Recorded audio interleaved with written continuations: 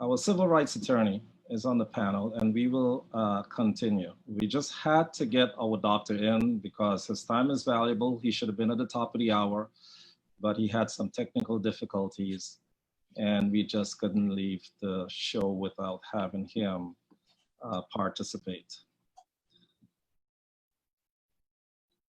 Roger, can you hear me?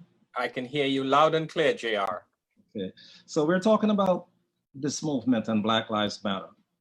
You know, it's disturbing to hear that the co-owner of the WNBA Atlanta Dream, her name is Kelly Loeffler, who is also a senator, refuses to stand by her players because they want to use their platform of it to support the Black Lives Matter movement. Now they're calling for her to be ousted from ownership. What should the WNBA do in this case, and what steps should they take? Well, for those of you who don't know, Senator Loeffler is the senator from the state of Georgia, and she's a co-owner of the Atlanta Dream, the WNBA affiliate down there. Her position is the Black Lives Matter movement is not in alignment with the goals and aspirations and values of the WNBA. That's an interesting statement that she made because the WNBA is more than 75% African American.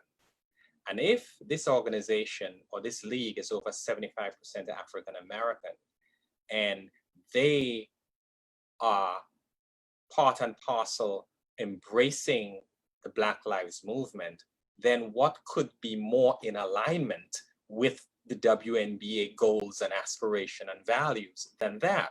So I think she is out of step. She's additionally out of step when she says that, well, this is a political movement and we don't want a political movement to be a part of the sporting events. Nothing could be further from the truth because politics and sports has gone hand in hand from the dawn of time.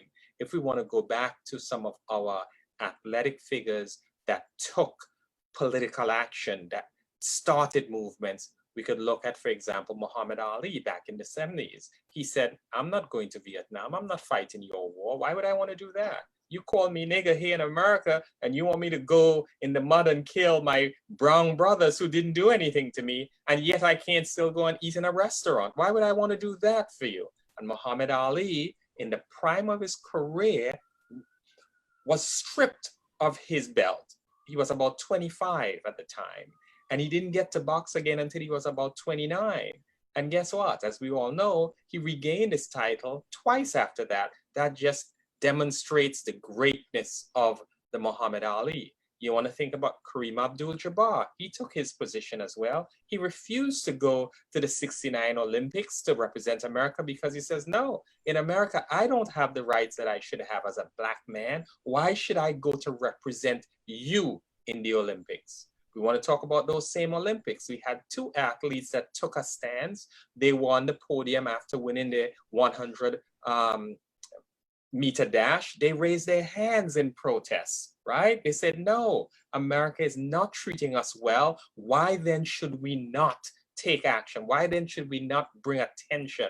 We could come closer to home. What spearheaded this current wave of activity with the Black Lives Movement? Colin Kaepernick. His career was destroyed by kneeling and saying police brutality is a horrible thing and it affects primarily Black and Black men in particular. Why should I revere a flag that takes pride in subjugating people that look like me? So maybe Senator Loeffler doesn't understand history, or maybe she doesn't know her history, because there's an inextricable link between politics and sports and these types of movements. So getting back to the WNBA, if you recall, about maybe 6 or 7 years ago, the owner of the, the name escapes me now. Los Angeles Clippers. Yes, of the Clippers, right. He came out with some very racist, divisive remarks, including remarks about one of our favorites, Magic Johnson, basically saying, well, he's a monkey. What are you doing with guys like him? Why are you hanging out with people like that? They're horrible. And a groundswell movement came into being, and he was ousted as ownership from the Clippers, right? The players and the Clippers, including their coach, Doc Rivers at the time, said, no, we can't work for you. We won't play. We will not operate with anybody that looks at us as gorillas or animals or monkeys. That's how he thought of them. And he's no longer in ownership. So the same thing should apply to Senator Loeffler. If she has those thoughts, she has those ideas, and don't get me wrong now, in America, you could think anything you want, right? But if your thoughts become divisive and it operates to subjugate and discriminate against people, then action needs to be taken against you. So similar to what happened to that owner of the Clippers should happen to Senator Loeffler.